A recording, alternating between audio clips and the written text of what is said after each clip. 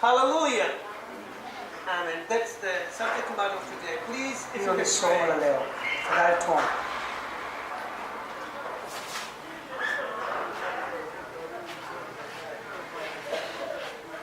Baba, katika jina la Yesu. Father, in Jesus' name. Ninakutukuza kwa ajili ya wakati huu. I glorify for this time. Asante kwa ajili ya kanisa lako. Thank you for your church. Asante kwa ajili ya mtumishi wako. Thank you for yourself. Asante kwa ajili ya Roho wako Mtakatifu. Thank you for your Holy Spirit. Roho Mtakatifu, ninamuinua mtumishi wako. Holy Spirit, I will lift up to yourself. Anayekwenda kusimama na kunena mbele ya kanisa lako. Who are going to stand before your church? Unalifahamu kanisa lako vyema. You know your church? Unafahamu mioyo ya watu wako You Bwana. know the hearts of your people. Unafahamu mapito yao. You know their way of life. Sema nao wakati huu. Talk to them, Lord. Liko jambo pendalo kusema nao. There is a thing which you are interested to talk to them today. Kutana na kila mmoja Bwana. Meet each and every one. Katika jina la Yesu. In Jesus' name. Weka neno lako ndani ya moyo wako. Put the word in their hearts. Muongoze katika njia yako. Lead him in your word. Wafungue katika shida zao. Break their bones in their problems. Katika jina la Yesu. In Jesus' name. Nikiangusha kila kusudi la adui juu ya kanisa hili. I pull down every purpose of the devil for this church. Kila aina ya upinzani. Every kind of obstacles. Ninakwenda kinyume nao. I come against it. Bwana wa Bwana. Lord of Lords. Funua neno lako. Reveal your word. Kupitia mtumishi wako. Through thyself. Yuko tayari kunena. He's ready to speak. Mtie nguvu. Give him strength. Simamishe na kumuongoza. Give him power and lead him. Katika jina la Yesu nimeomba na kushukuru. In Jesus' name I have prayed. Amen. Amen. The penalty of sin. Kuna tofauti ya kuokolewa kutoka katika adhabu ya dhambi. And also there is a difference from being saved from the power of sin. Na tofauti hiyo iko katika pia tofauti kati ya kuokolewa kutoka kwenye dhambi, katika adhabu ya dhambi, na tofauti ya kuokolewa kutoka katika nguvu ya dhambi. Being saved from the penalty of sin means that we are forgiven for our sins. Kuokolewa katika adhabu ya dhambi inamaanisha kwamba tunasamehewa dhambi zetu. It means that we are justified, declared not guilty. Kwamba tunahesabiwa kuwa wenye haki pasipo hatia. Yes, God counts us sinless. Mungu anatuhesabu kwamba hatuna dhambi. So we get some freedom. We get joy in our hearts for that forgiveness. Kwa tunapata furaha mioyoni mwetu kwa sababu ya kusamehewa huko. But being saved from the power of sin, lakini kuokolewa kutoka katika nguvu ya dhambi, is being given the ability, ni kupewa uwezo, to be able to resist sin, wa kushinda au kukataa dhambi. The bondage of sin is broken. Ile nira ya dhambi inavunjwa. So a person is not forced into sin. Kwa hiyo mtu hawezi kulazimishwa kwenda kwenye kufanya without his or her will, pasipo kuamua mwenyewe. Pasipo utashi wake. Let me summarize. Labda niweke vizuri.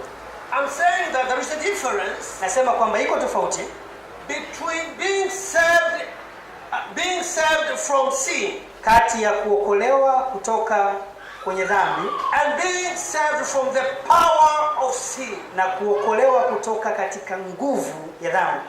You can be forgiven, unaweza kuwa umesamehewa, but if the power of sin which holds you, lakini kama ile nguvu ya dhambi inakukamata, haven't been broken, haijavunjwa, you find yourself committing the same kind of sin though you don't want to. Unajikuta unafanya dhambi ile ile hata kama hutaki. Dhambi inavunjwa, and you are forgiven, na unasamehewa. And in the bondage of sin which bonded you to sin, ile nira iliyokuunganisha wewe na dhambi, is broken. Inavunjwa. So you are free now from that bondage. Kwa unakuwa huru kutoka katika hiyo nira. That if you want to commit sin, Kama unapotaka kufanya dhambi, you make your own decision that I want to commit sin. inakuwa unafanya kwa kuamua na kwenda kufanya dhambi. But you are not compelled to do sin. Haulazimishi kufanya dhambi. The devil, what he does, Ibilisi anachofanya is only to persuade you. ni kukushawishi. Hello, are we together? It's only to persuade you to commit sin. Kukushawishi ufanye dhambi. But you are not forced as if a person is possessed by the devil. By the devil. Lakini unakuwa haulazimishwi kama mtu yule ambaye anaongozwa na mapepo au ibilisi. Hello, are we together? So there are these two different things. Kwa vitu hivi viko tofauti. Now, in order for your will, Sasa ili uweze kuwa na utashi wako, in order for utashi wako uweze kufanana na utashi wa Mungu au matakwa ya Mungu, you already have been forgiven, umeshasamehewa and the bondage has been broken, na hii nira imevunjika. and you want your will Sasa unataka utashi wako to be more oriented to God's will. uanze kuelekea matakwa au taratibu za Mungu. Is there then, Ni hapo sasa when we start worshiping God, unapoanza kumwabudu Mungu, reading the word of God, kusoma neno la Mungu, praising God, kumsifu Mungu, listening to the word. kusikiliza neno lake. Hello, are we together? Now, by so doing, Kwa kufanya hivyo, you make your will be more oriented, or be more oriented to doing the will of God. sasa unaufanya utashi wako uanze kufanania mambo ambayo Mungu anataka ufanye.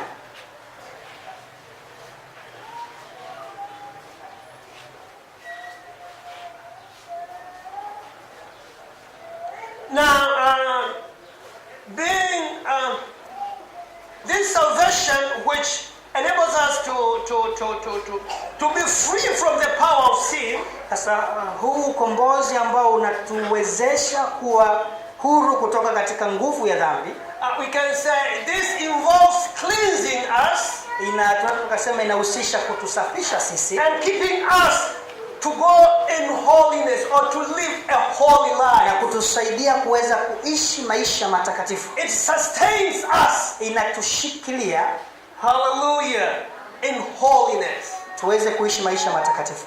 So, if I have shown two parts Kama nimeonyesha of salvation to sin. Salvation from sin itself by being forgiven, ukombozi kutoka katika dhambi yenyewe kwa kusamehewa, and also salvation from the power of sin which holds mankind to be oriented to sinning. na ukombozi kutoka katika nguvu inayomshika mwanadamu aendelee kuwa mtenda dhambi. Now, salvation includes the present. Sasa ukombozi unahusisha wakati wa sasa. I should say salvation is for a time, for this time, Naweza nikasema ukombozi ni wakati wa sasa and eternal, na wakati unaokuja and the past. na wakati uliopita.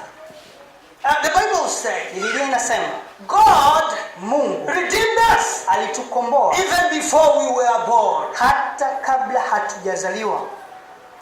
Hallelujah. And when we accepted Jesus, Tunapomkubali Yesu, and then in future when we will live with him forever and ever. na huko mbele tutakapoishi naye milele na milele. Therefore I can say salvation includes past, present and future. Kwa hiyo tunasema kwamba ukombozi wetu unahusisha wakati uliopita, wakati wa sasa na wakati ujao. Sometime in the past we were born again. Wakati wa nyuma, wakati fulani tulizaliwa mara ya pili. We have been saved from the guilty and penalty of sin. Na tumeokolewa kutoka katika hatia ya dhambi na adhabu yake. Yes. Ephesians 2 verse 5 to 8. Waefeso sura ya 2 mstari wa 5 mpaka wa 8. Nasoma kwa jina la Yesu. Waefeso wa 2 sura ya 5. Waefeso sura ya 2 mstari wa 5 mpaka wa 8. Nasoma.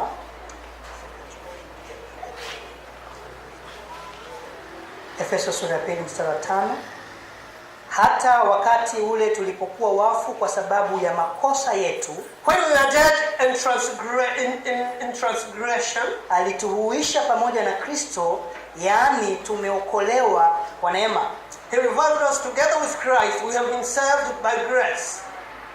Ili akatufufua pamoja naye, akatuketisha pamoja naye katika ulimwengu wa roho katika Kristo Yesu. He raised us. Akatufufua pamoja naye. He raised us with him. Akatuketisha pamoja naye. And he seated us with him katika ulimwengu wa roho, in the spiritual realm, katika Kristo Yesu, in Christ Jesus. Ili katika zamani zinazokuja, so that in the coming times, audhihirishe wingi wa neema yake. He should reveal his grace, upitao kiasi kwa wema wake, which surpasses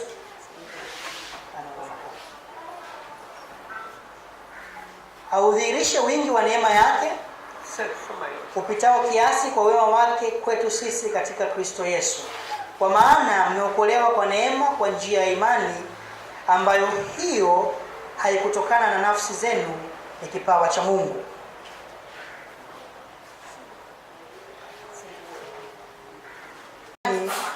Ambayo hiyo haikutokana kwa nafsi zenu, ni kipawa cha Mungu.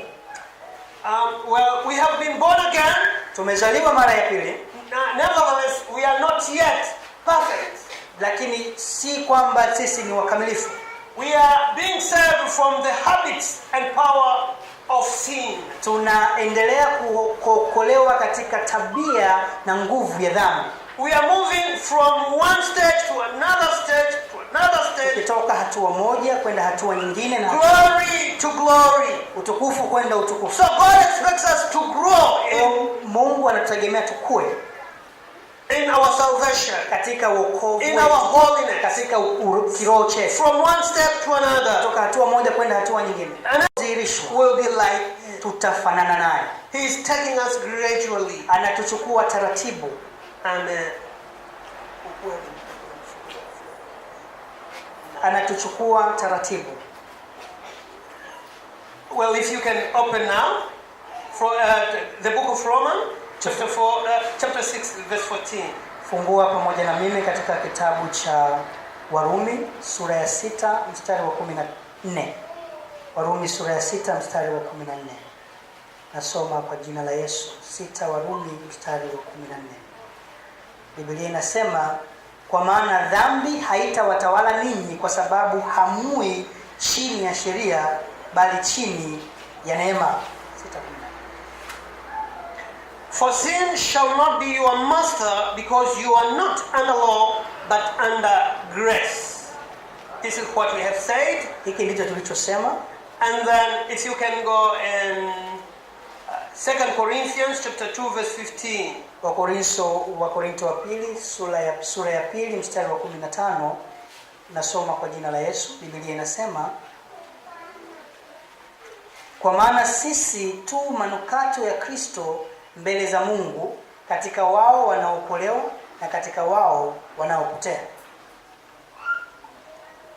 Verse 15. For we are to God the aroma of Christ among those who are being saved and those who are perishing. To the one we are the smell of, I think we end with 15. For we are to God the aroma of Christ among those who are being saved and those who are perishing. Another verse, Philippians.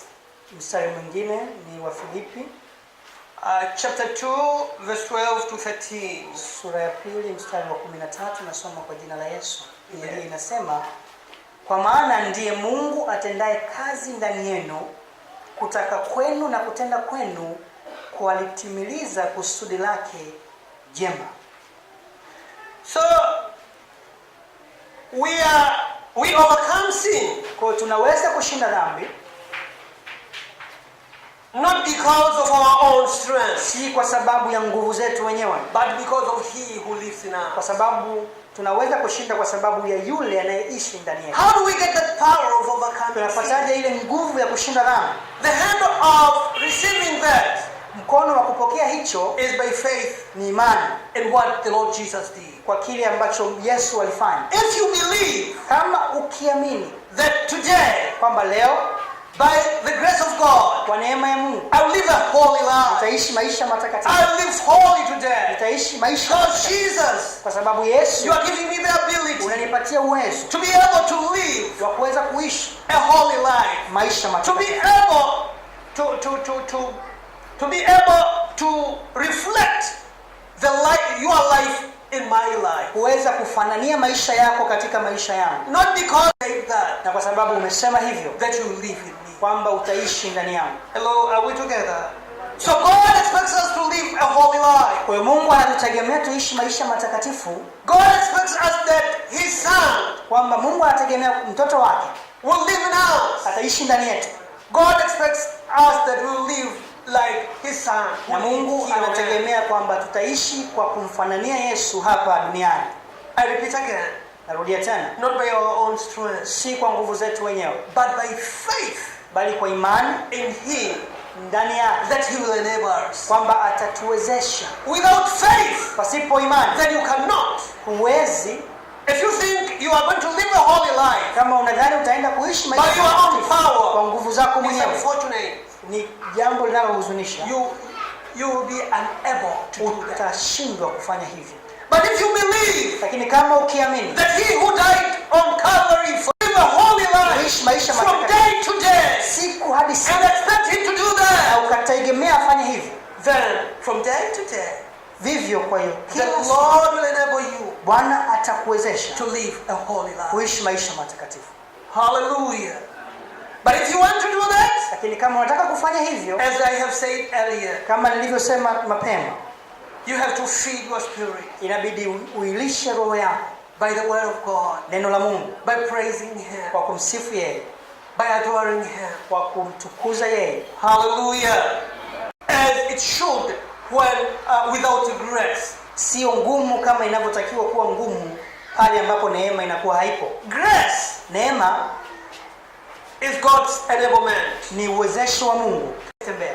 He cannot go forward. Hawezi kwenda mbele, But grace, lakini neema, look here, I present to be grace. najaribu kufanana na neema. And he is a man. Na huyu ni He mwanadamu, cannot move. hawezi kwenda mbele. And I am grace. Na mimi ni neema. Grace Sasa neema will help this man to utamsaidia take him through the way. kuanza kutembea kwenda kwenye hiyo It njia. is not by your own strength. Sio kwa nguvu zetu wenyewe, It is by His strength. ni kwa nguvu zake. What you are supposed to do Ambacho unatakiwa kufanya is to believe ni kuamini that He will enable you, kwamba atakuwezesha, because He has promised. kwa sababu ameahidi, Oh, hallelujah. He has said it, amesema that your life will reflect the life of Jesus Christ. maisha yenu yatafanana na maisha ya Yesu. Oh, hallelujah. Not by your own power, Sio kwa nguvu zako not mwenyewe, by your own sio strength. kwa nguvu zako. We have the Holy Tunaye Spirit Roho will Mtakatifu carry us through. ambaye atatuwezesha kupita. Hallelujah.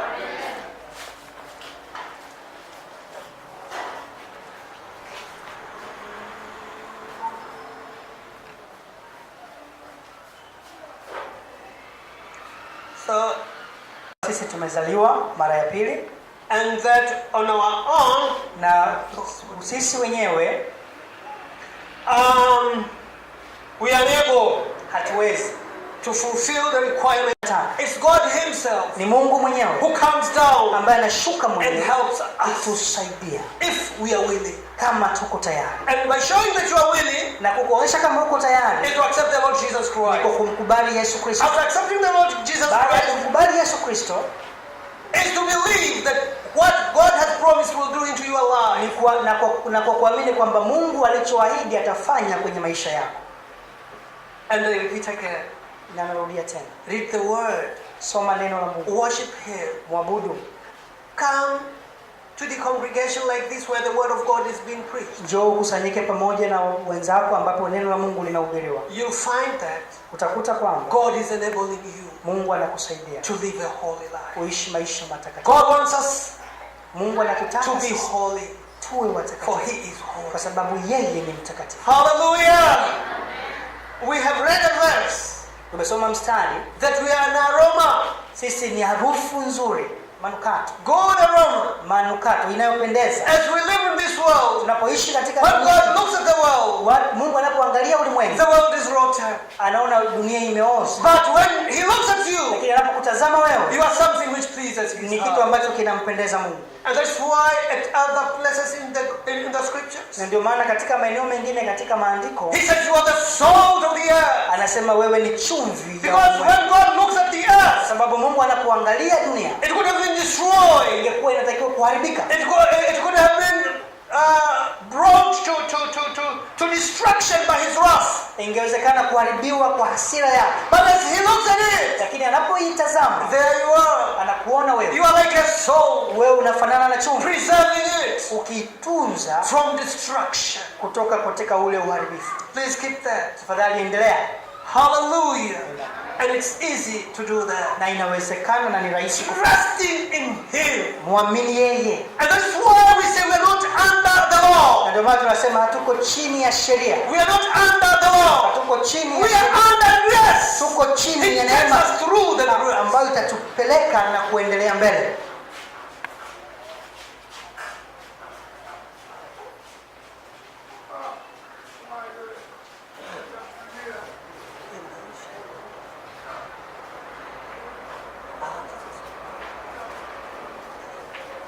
Now, salvation includes the future. Sasa tukasema pia ukombozi wetu unahusisha wakati ujao. Yes, right now we are saved. We live a holy life. Sasa hivi tumeokolewa na tunaishi maisha And matakatifu. we do that because we are saved. Na tunafanya hivyo kwa sababu tumeokolewa. But salvation also includes the future. Lakini pia vivyo hivyo ukombozi wetu unahusisha siku zijazo. We'll be saved from the penalty and the power of sin. Tutaokolewa kutoka katika adhabu na adhabu ya dhambi. We will also be saved from the presence and consequence of sin. Na pia tutaokolewa kutoka katika matokeo ya dhambi. Our salvation, total salvation, is near now than it were when we were saved. Ukombozi wetu kamili uko karibu sana sasa kuliko wakati ule tulipookoka. And that we find in Romans chapter 13 verse 11. Na hiyo tunaikuta katika Warumi sura ya 13 mstari wa 11. Nasoma kwa jina la Yesu. Warumi sura ya 13 mstari wa 11, Biblia inasema, naam, tukiujua wakati kwamba saa ya kuamka katika usingizi imekwisha kuwadia. Kwa maana sasa wokovu wetu huu karibu nasi kuliko tulipoanza kuamini. And do this, understand the present time. The hour has come for you to wake up from your slumber, because our salvation is nearer now than when we first believed. When we believed, Tulipoamini,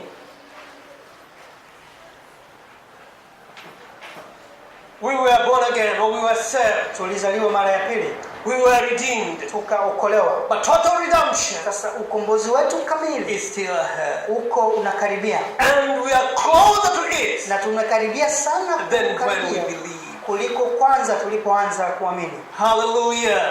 So hasten your steps. Kwa hiyo endelea Move kasi, forward. endelea mbele.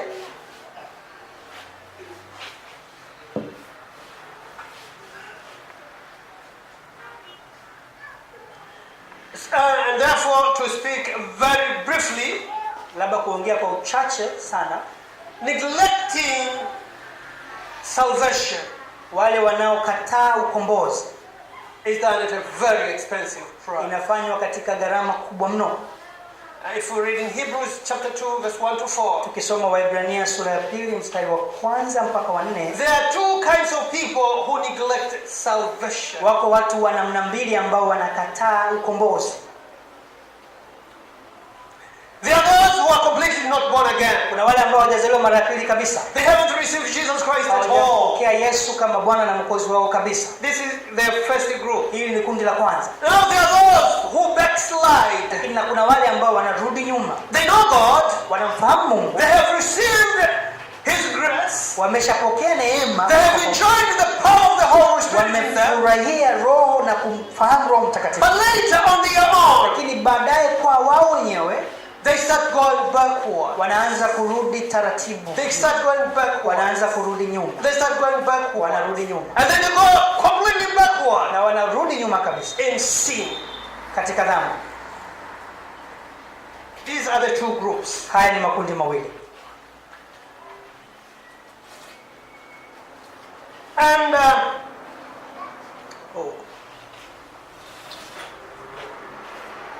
Onja.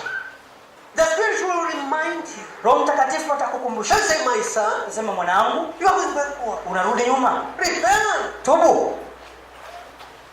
But if you don't strengthen yourself Lakini kama hutajitia nguvu mwenyewe with the Word of God in you, kutumia neno la by reading the Word of kwa God, kusoma neno la by Mungu, worshiping God, kumwabudu, by praising kwa Him, kumsifu, you may fail unaweza ukaanguka to come back to salvation. na ukikawa ngumu wewe kurudi katika ukombozi. The Holy Spirit will go on and on. Roho Mtakatifu ataendelea na kuendelea. My son, Mwanangu, come back. tafadhali njoo. Repent. Tubu. But if you are only going to be hearing from the flesh, Lakini kama tu unaendelea kusikiliza mwili with its desires, na tamaa zake with its corruption, na uovu wake, uharibifu wake, without reading the Word, pasipo kusoma neno la Mungu, without listening to preachers, pasipo kusikiliza neno la Mungu, without going before God, pasipo kwenda mbele za and Mungu, say, God, na ukasema Bwana, I have sinned. nimefanya dhambi, Forgive me. nisamehe, And give me the na ability niwezeshe to be able to move in holiness. kuweza kutembea maisha matakatifu. If you don't do that, Kama hutafanya hivyo, then you are doing it at a very high cost.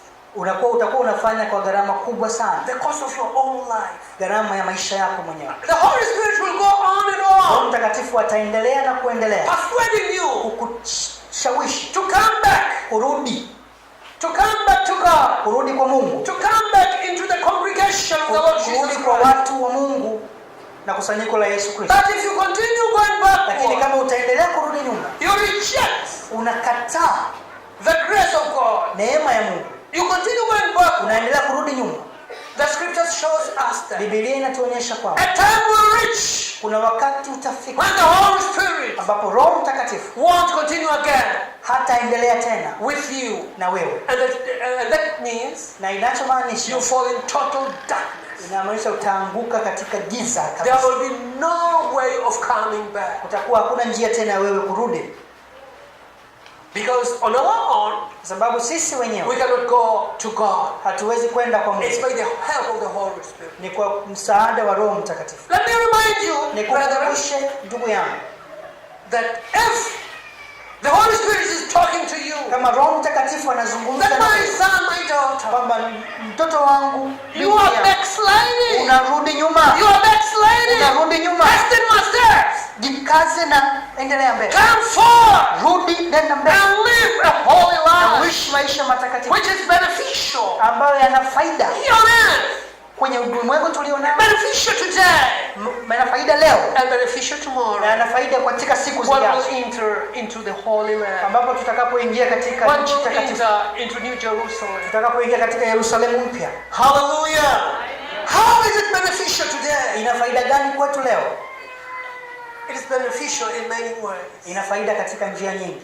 The blessings of God will be upon you. Baraka za Mungu zitakuwa juu yako. When you call upon God, Unapomuita Mungu, God will respond. Mungu atajibu, Because you belong to Him. kwa sababu wewe ni mali yake, Because you belong to kwa Him. sababu wewe ni mali yake, Because you have made a kwa decision sababu umefanya maamuzi to live as a son or as a daughter kuishi kama binti au kijana of Him. wa Mungu, And you call Him Abba, na unamuita Baba, which means Father. na kinachomaanisha Baba. The word Abba Neno Abba is an Aramaic, it has got an Aramaic origin, limetokana na maneno ya Kiaramaiki which was there during the time of Christ. ambapo yalikuwa yanatumika wakati Yesu alipokuwepo duniani. Before being born again, Kabla hujazaliwa mara ya pili, hard to call God Abba. ni ngumu kumuita Mungu Abba, But after being born again, lakini baada ya kuzaliwa you mara ya find pili yourself going, Father, unamuita Baba. I'm confronting a problem. Nakutana na tatizo hili, Oh, Father, lift me up. nisaidie, niinue. God is a good father. Mungu wetu ni Mungu mzuri. Baba mzuri. Baba mzuri, yes. Maybe your father is not so good. Yawezekana baba yako si mzuri sana. Maybe your father brutalized you. Baba yako alikutesa. Maybe he did that. Labda alifanya hivyo. But God, lakini Mungu is not like him. Hafanani na. And that is why, fathers, na ndio maana wa baba, you have to treat your children better and good. Inabidi muwalee watoto wenu vizuri. They should love you. Inabidi wawapende. So it will not be hard to call God Father. Ili isiwe ngumu kwao kumuita Mungu Baba. Fathers, you represent God to your children. Mnamfanania Mungu kwa watoto wenu. So if your child loves you, kama mtoto wako anakupenda, it will be very easy for him to relate to God. Inakuwa rahisi sana kwake kuwa na ushirika na Mungu. And to call God Abba. Na kumuita Mungu Abba. And to feel secure. Na kujisikia yuko na usalama. But even if, lakini hata hivyo, your earthly father, Mungu baba yako wa mbinguni, your earthly father, baba yako wa kawaida, wasn't so good, hakuwa mzuri sana. God whom we preach, Mungu tunayemhubiri, God who redeemed you, Mungu aliyekuokoa, is a good father. Yeye ni baba. He can console you. Anaweza akakufariji. He can heal your wounds. Anaweza akaponya vidonda vyako, which was inflicted by your father, ambavyo vilisababishwa na wazazi au baba. Just tell him, mwambie that God, baba, my father was so bad. Baba yangu alikuwa mbaya sana. Oh, my father is bad. Au baba yangu bado ni mbaya. I don't find it easy to relate to you. Sikuti kwangu kuwa rahisi kumfananisha yeye na wewe. By calling you Father, kuita wewe baba. Help me. Nisaidie. Heal my wounds. Ponya vidonda vyangu. Let me forgive my father. Nisaidie kumsamehe baba yangu. And let me relate with you. Na nisaidie kuwa na ushirika na wewe. And let me tell you. Na nikwambie. It's very hard to relate to God properly. Ni ngumu sana kuwa na ushirika na Mungu sawa sawa. If you haven't forgiven your father. Kama hujawasamehe baba. For God is our Father. Kwa sababu baba yetu, Mungu ni baba yetu. So in case, kwa hiyo kama kuna kitu hicho, you don't relate nicely with your father, kama unashindwa kuwa na ushirika mzuri na baba yako, forgive your father. Samehe. Forgive him completely. Samehe kabisa. And let the love of God, na ruhusu upendo wa Mungu, enter into your heart, uingie moyoni mwako, for your father, kwa ajili ya mzazi wako. Because whatever he did to you, sababu kile alichofanya kwako, it wasn't him. Ilikuwa si yeye. It was the sin in him. Ilikuwa ni dhambi ndani yake. And therefore let us hate sin. Kwa hiyo tuichukie dhambi. And love our biological father. Wapende wazazi wetu. Oh, hallelujah! It will be for our own good. Itakuwa ni kwa faida yetu wenyewe. And for the goodness of our generation. Na kwa faida ya kizazi chetu. So father, kwa hiyo wababa, fathers, wababa, we are responsible. Tuna jukumu to reflect God to our family. Kumfanania Mungu katika familia zetu. And let me tell you, na nikwambie, that's not easy. Si rahisi. It becomes easy when we call upon him. Inakuwa rahisi tunapomuita yeye. Oh God, kwamba baba, help me to reflect you. Nisaidie kukufanania to my family. Katika familia. Help me to reflect you, Jesus. Nisaidie kukufanania Yesu. To my wife. Kwa mke wangu. Help me on my own I cannot. Nisaidie mimi mwenyewe siwezi. Oh, hallelujah. And he is a God who hears. Na ni Mungu anayesikia. He will come down. Atakuja na kukusaidia and give you power. Oh, hallelujah. Hello. I'm sure of this. Nina hakika na hicho. When you call him, unapomuita yeye, he responds. Anafanya. Sometimes, wakati mwingine, it may seem to take long. Inaweza ikaonekana inachukua muda mrefu. But if you keep on, lakini ukiendelea, if you keep on telling him, ukiendelea kumwambia, if you keep on telling him, ukiendelea kumwambia, a time will come, wakati utafika, when he will respond, ambapo and every person around, na kila mtu will know that this man is a man of God. Atajua kwamba huyu. Oh, hallelujah. Even your children will say, this is a man of God. Watoto wako wanasema huyu ni mtoto. Your wife will say, man is a man of God. Mtoto wa Mungu. Your wife will say, I'm married to a man of God. Mke atasema nimeolewa na mtu wa Mungu. And the heavens, na mbinguni, will respond. Utafanya. When you call God, unapomuita Mungu, they will know that the Father has called God. Watasema, watajua kwamba Baba amemuita Mungu. And definitely things will come to pass. Na vitu vitafanyika. For he is a man of God. Sababu huyu ni mtu wa Mungu.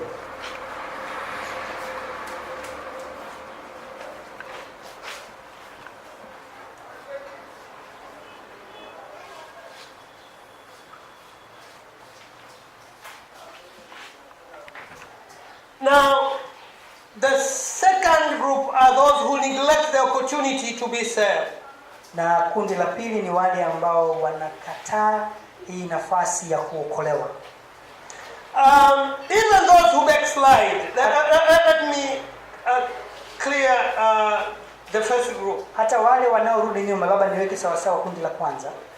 They do it by unbelief. Wanafanya kwa kutoamini. Hallelujah.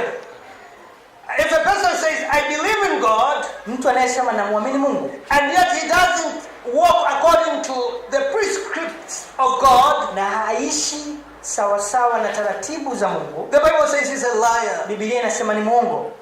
Believing, muamini Mungu, his best companion, imani, rafiki yake mkubwa, is obedience, ni utii to the word of God, wa neno la Mungu. If you don't obey, kama hutii, and you say you believe, na ukasema kwamba unaamini, that's not faith.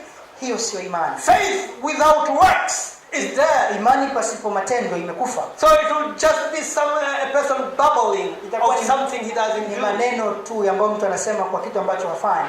So those who backslide, kwa wale wanaorudi nyuma, and if they go on backsliding, wanaendelea kurudi nyuma, it means that they have stopped believing. Inamaanisha kwamba wameacha kuamini. Now how can I raise my faith? Sasa nawezaje kuinua imani yangu? If I want to raise my faith, nataka kuinua imani yangu, the Bible says, Biblia inasema, faith comes by hearing. Imani kuja kwa kusikia. And hearing the word of Christ. Kusikia neno la Kristo.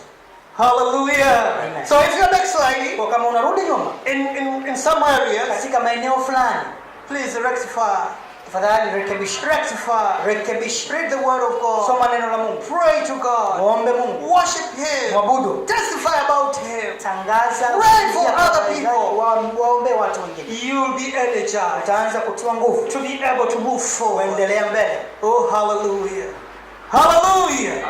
Yes. You are going to be a holy man, a holy woman, not because of who you are, but because who Jesus is and what he did at Calvary. Mtakatifu si kwa sababu ya wewe ulivyo, lakini kwa sababu ya Yesu alivyo. Because of what the Lord Jesus did at Calvary. Kwa kile alichofanya Calvary. And because there is a lot of grace. Na kwa sababu iko neema nyingi ya kutosha. It is enough. Inatosha. To take you through. Kukufanya uendelee. Hello. Let me tell you this. Naomba nikwambie hiki. No matter haijalishi in which position you are right now, uko katika sehemu gani sasa, you can step forward. Unaweza ukaanza kuchukua hatua. Unaweza ukaanza kuchukua hatua. Even if you are not born again, hata kama hujazaliwa mara ya pili. Today is the day. Leo ndio siku you can receive the Lord Jesus. Unaweza kumpokea Yesu kama Bwana na Mwokozi. Kama Bwana na Mwokozi. Today is the day. Leo ndio siku. When you can rectify your way. Hapo unaweza ukarekebisha njia. And completely stop sinning. Acha kufanya dhambi. Because there is enough grace. Iko neema ya kutosha. Oh, hallelujah. Hallelujah. Amen.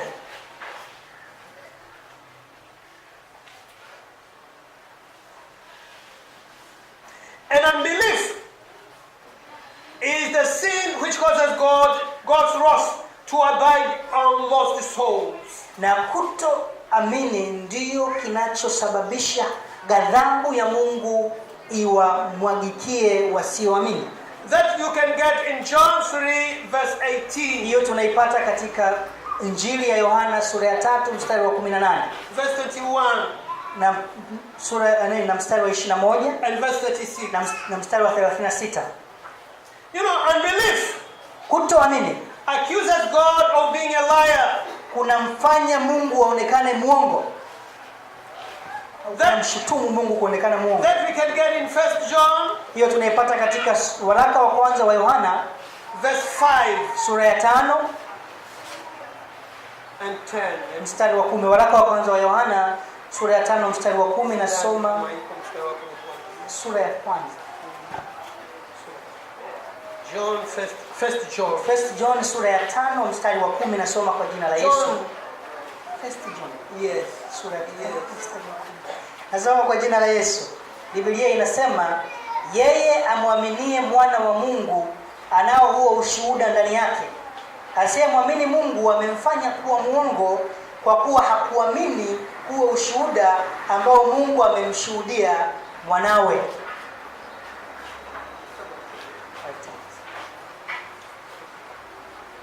Anyone who believes in the Son of God has this testimony in his heart. Anyone who does not believe God has made him out to be a liar, because he has not believed the testimony of God has given about his Son.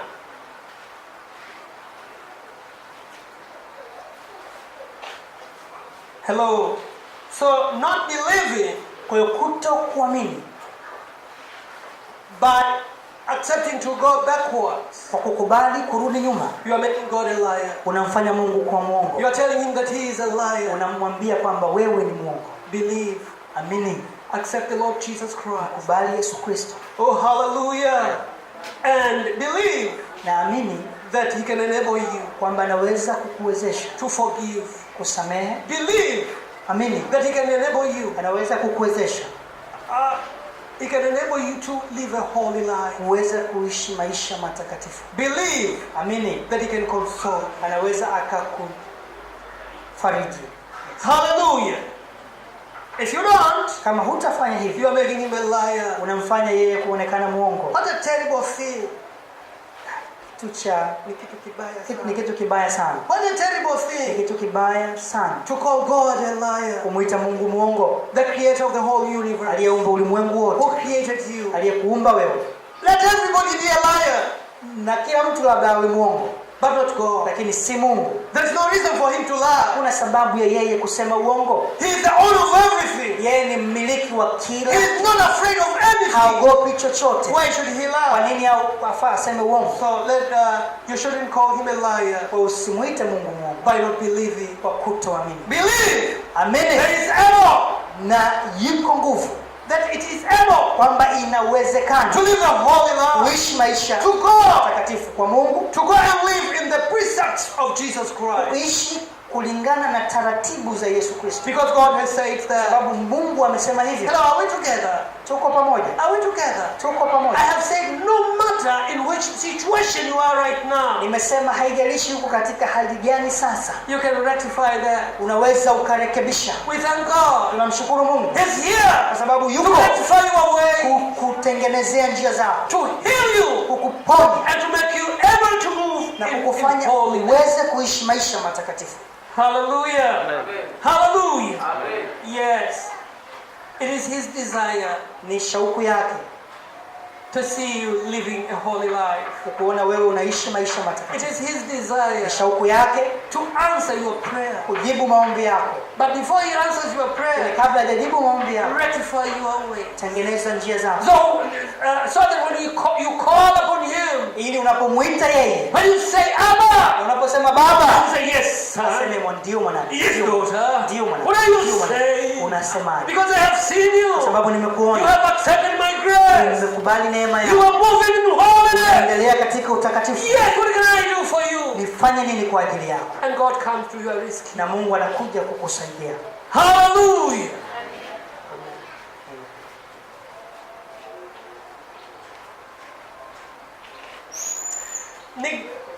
Neglecting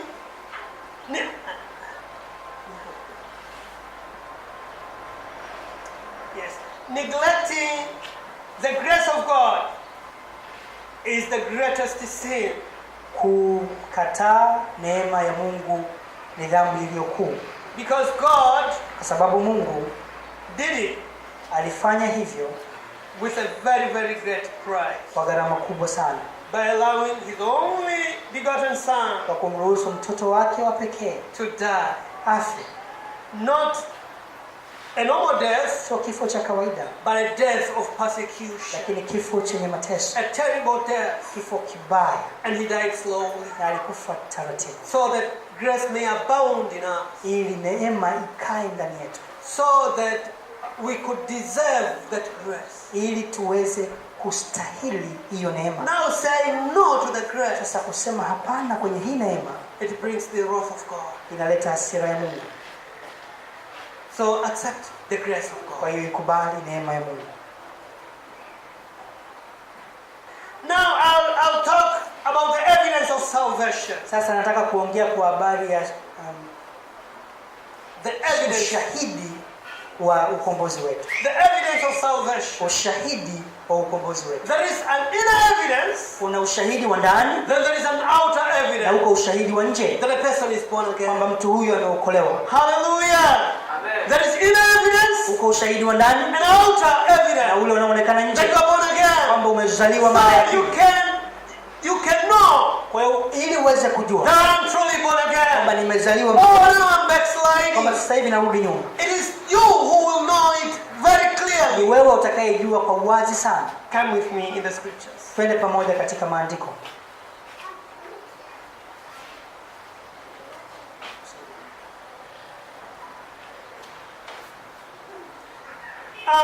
I will start with the inner evidence. Nitaanza na ushuhuda unaoshuhudia ndani yetu. When a person is born again, mtu anapozaliwa mara ya pili, I can call him the newborn baby in Christ. Tunaweza tukamuita mtoto mchanga katika Yesu Kristo. Emphasizes feelings. Hiki kinaonyesha anasisitiza. Yes, anasisitiza misisimuko anavyojisikia. Yes. When he accepts the Lord Jesus, anapomkubali Yesu Kristo, he will feel happy. Atajisikia vizuri na furaha. When the burden of sin is lifted up. Ile mzigo wa dhambi unapoondolewa. Please can you read for us Psalms 32 verse 3 to 6? Soma pamoja na mimi katika Zaburi sura ya 32 mstari wa 3 mpaka wa 6. Let us say you are receiving the Lord Jesus Christ as your Lord and Savior. Tuseme kwamba umempokea Yesu kuwa Bwana na Mwokozi wa maisha yako. Umetubu. And you have an open heart to God. Na moyo wako uko wazi sasa kwa Mungu. Usually there is this feeling. Mara nyingi unakuwa na hii hali of joy, ya furaha. Please, if you have God, please can I have that? Psalms 32.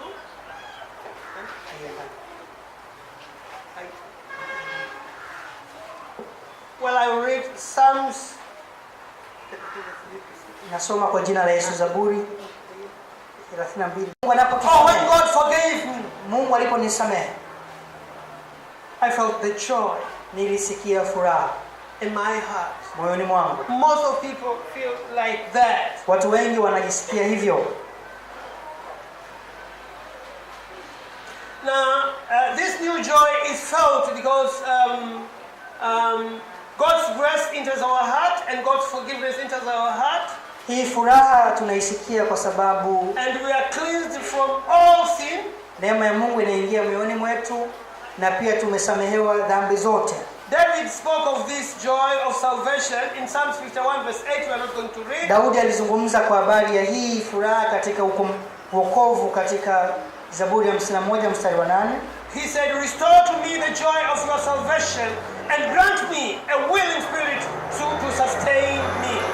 Anasema nirejeshe furaha ya wokovu na nipatie nguvu ya kuweza kunisimamisha. So there is joy in being born again. Kwa hiyo iko furaha kufanya kitu kwa habari ya hali unayofanya. While you call upon him, wakati unamwita, suddenly, hakika is a God who makes you victorious. Yeye ni Mungu anayetufanya kuwa washindi. We only sadden him. Tunamhuzunisha tu when we live in a life full of fear. Tunapoishi maisha yenye hofu na uoga. It is in Matthew, iko katika Mathayo, I think chapter 11 verse 28 to 32. Nadhani kuanzia sura ya 11 mstari wa 22 na kuendelea. He says, "Bring your burdens, all those who are heavily laden." Anasema mkifika mizigo yenu, leteni mizigo yenu mizito. He says he will take care of it. Anasema atatupumzisha. Instead of having a very big yoke, badala ya kuwa na mzigo mzito sana, he said, "Take my yoke." Anasema jifunge nira yangu, for it's light. Sababu yangu ni nyepesi. Take my yoke. Jifunge nira yangu. Be yoked with Jesus Christ. Weka nira na Yesu Kristo. Because a yoke, kwa sababu nira is something which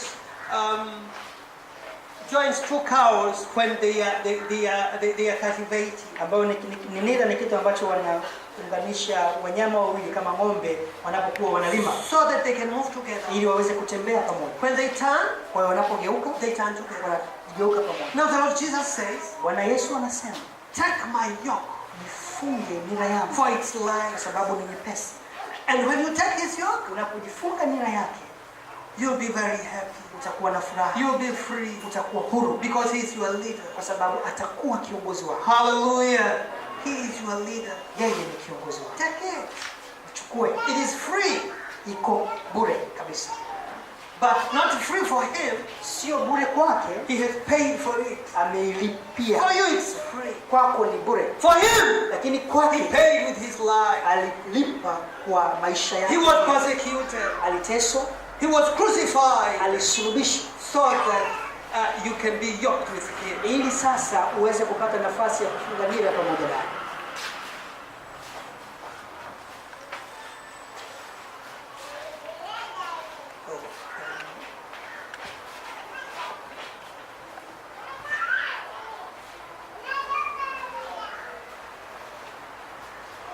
Now, the new Christian, as I have said, may tell the story in terms of feelings.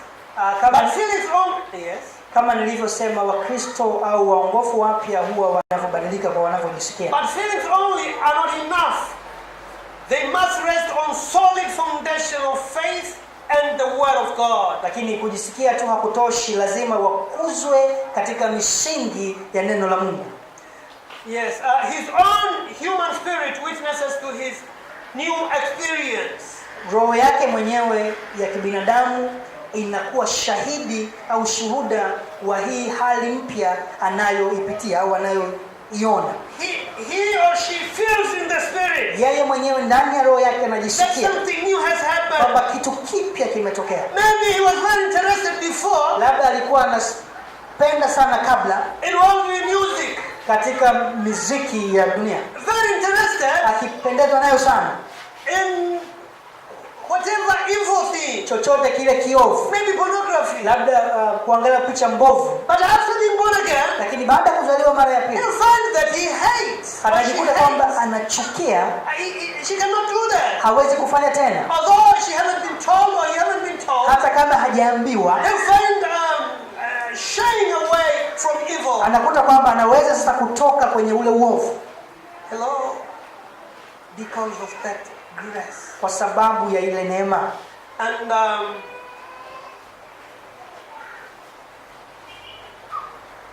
I have said about the feelings.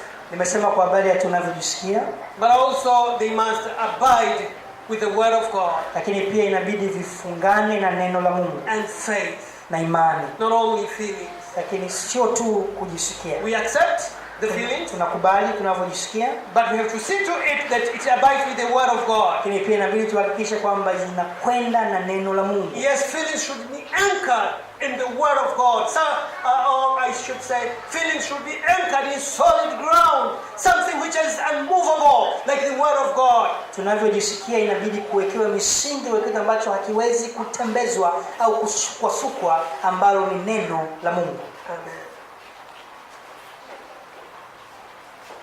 Now, when I reached this evidence, nitakwambia nilipofika katika huu shuhuda wa pili, I cried to God. Nikalia kwa Mungu. That God assist us. Kama Mungu atusaidie. Help us, Lord. Tusaidie Mungu. The second evidence says, ushuhuda wa pili unasema, and in fact it was written. Kwa kweli ilikuwa imeandikwa. In 1 John chapter 3 verse 14. Katika waraka wa kwanza wa Yohana sura ya 3 mstari wa 14. We know that we have passed from death to life because we love our brothers. Tunajua kwamba tumepita kutoka mauti kwenda kwenye uzima kwa sababu tunawapenda ndugu zetu. That's 1 John 3 verse 14. Hiyo ni Yohana sura ya 3 mstari wa 14. Maybe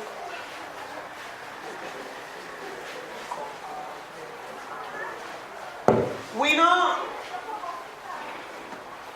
know that we have passed from death to life because we love our brothers.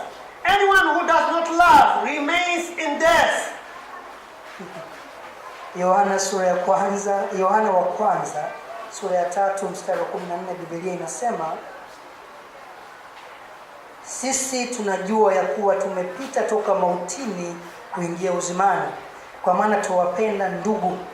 Yeye asiyependa akaa katika mauti. Do you hear this? Unasikia hili? If you don't love your fellow Christian, Kama humpendi Kristo mwenzako, if you don't love your brother, kama humpendi ndugu yako, the Bible says we know that we have passed from death to life Biblia inasema tunajua kwamba tumepita kutoka mauti kwenda uzimani, because we love our brothers. sababu tunawapenda ndugu zetu, We love our fellow Christians. tunawapenda Wakristo wenzetu. But if we don't love, Kama hatuwapendi, then we are still in death. bado tuko kwenye mauti. Hello?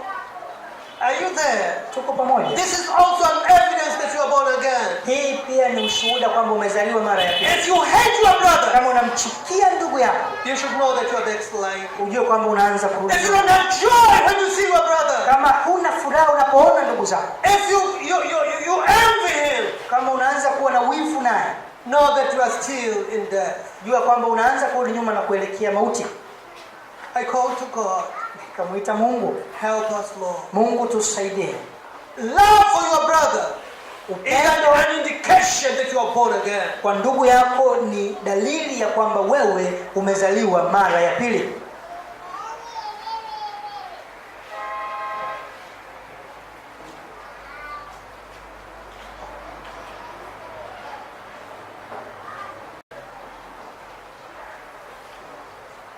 That is the inner evidence of salvation.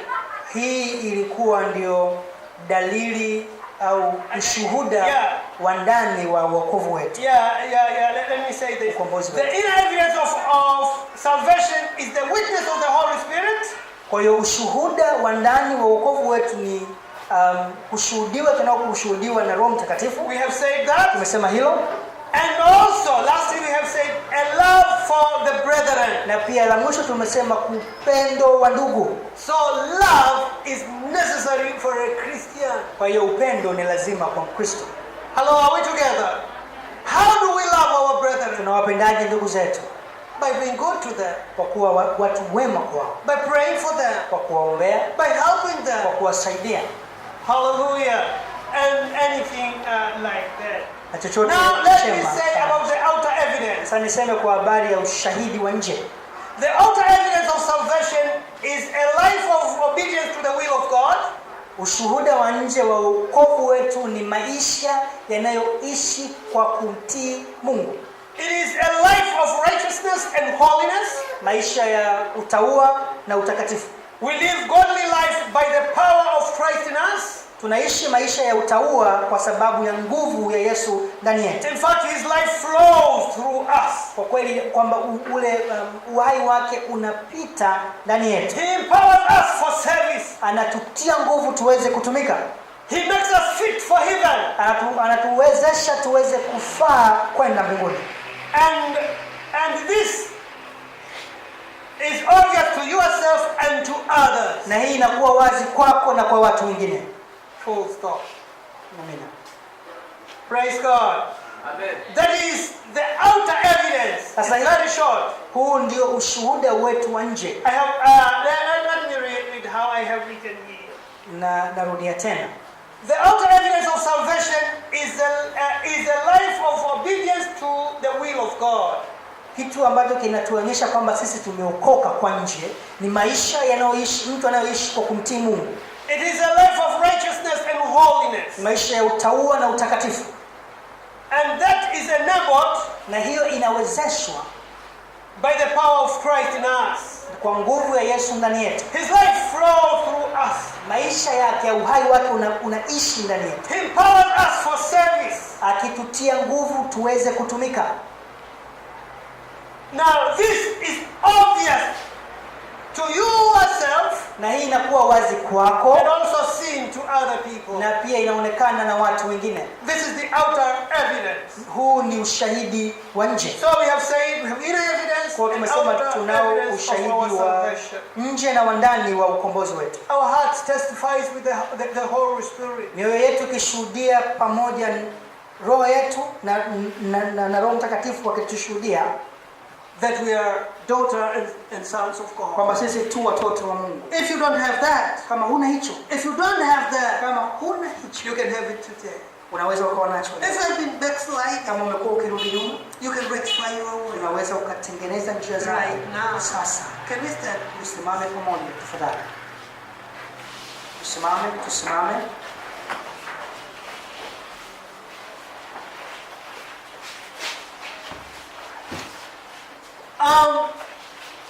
I advise you to pray Ninakushauri uombe, that God should assist you, Mungu akusaidie, that God should enable you Mungu akuwezeshe to live a holy life, kuishi maisha that matakatifu, God should enable you Mungu akusaidie to accept His grace, kukubali neema yake, that He should enable you akusaidie to wewe totally believe in Him, muamini kabisa that He will give you the ability kwamba atakupatia to uwezo be able to live a holy life, kuishi maisha to matakatifu, be able to live a life pleasing to Him. maisha yanayompendeza yeye. Hallelujah. So let us pray. Let us call upon God. Tuombe na kumuita Mungu. You say, Father, He's your Father. Unasema yeye ni Mungu wako. You say, Father. Utasema Baba. He is your Father. Yeye ni baba yako. You couldn't say that before being born again. Ungeweza kusema hivyo kabla ya kuokoka. But if you are born again, Lakini kama umeokoka, He is your Father. yeye ni baba yako. So as you pray, Kwa hiyo wakati unapoomba, tell Him to enable you mwambie akuwezeshe to be what I have said. uwe vile ambavyo tumesema. Let us pray. Hebu tuombe. Father, I'm bringing this congregation before you. Baba, ninaleta kusanyiko hili mbele yako. Creator of the universe. Muumbaji wa ulimwengu. I'm bringing this person who listens through the internet. Namleta mtu huyu ambaye anasikiliza katika internet. That you should help them. Ya kwamba umsaidie. That you should assist him Ya kwamba umsaidie to trust you kukuamini and to accept your grace na kukubali neema yako and enable him na kumwezesha to live a holy aishi life. maisha matakatifu. God, you are a God who is never defeated. Mungu, wewe ni Mungu You are a God who is victorious in wewe ni Mungu wa everything. ushindi katika Enable your people Saidia watu to be victorious. Enable your people to live a holy life. kuishi maisha matakatifu. Enable your people to move according to your ways. Tembea kulingana na njia In zako. Jesus' name. Katika jina In la Yesu. Jesus' name. Katika jina In la Yesu. Jesus' name. Katika jina In la Yesu. Jesus' name. Katika jina I la break Yesu. every bondage in their life. Navunja kila nira katika maisha. Every bondage which causes them to backslide. Kila nira inawarudisha nyuma. In Jesus' name. Katika jina la Yesu. Ricolaria la leggero da Saboria. Legivina da Smokuinai. Gaia leggero da Sai. Demai leggero da Smokuina Moria. Father, you are able. Wewe ni mwezi. Father, Baba. you are able. Wewe ni mwezi. Thank you. Asante. Thank you for enabling them. Asante kwa Thank you for destroying all obstacles. Asante kwa kuharibu vikwazo. In Jesus' name. Thank you for breaking the bondages.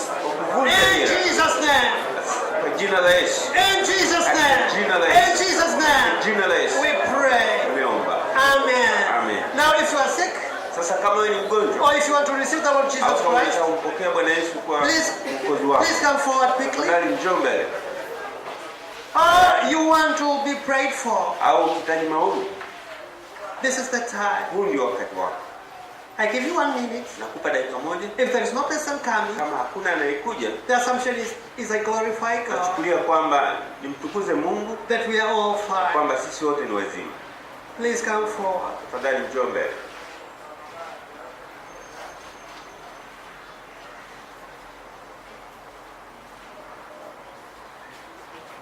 You want to be prayed for, you are sick, Kama ukihitaji maombi, That ukiwa place. mgonjwa you want to be prayed for other things au this ukihitaji side. kuombewa na mambo mengine, kaa upande huu.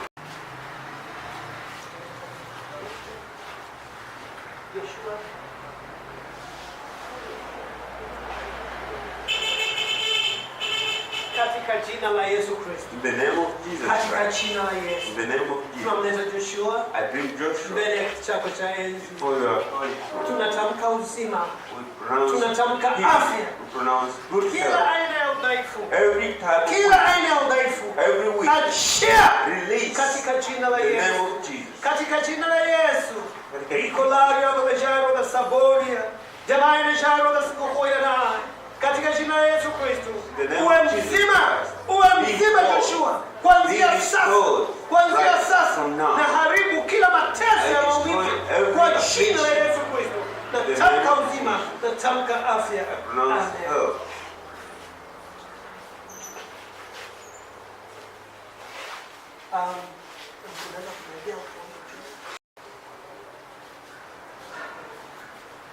Baba mtakatifu, Holy Father, leta mtoto wako, I bring your child.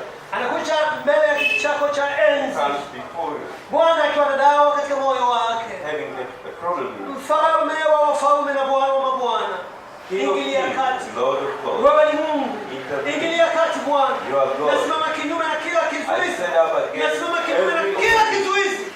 Natamka ushindi, natamka upenyo katika jina la Yesu, katika jina la in the name Yesu, of Jesus. katika jina la In Yesu, the name of katika jina la in the Yesu. name of Bwana mfanikishe, Father, Bwana fanikisha Father, kila lililogumu mbele every zako, difficulty maana wewe before hakuna you. lililogumu. Because there's Nasi nothing tumemweka mikononi difficult mwako before you. kwa jina la We Yesu. put him under your hands. Amen. In the name of Jesus.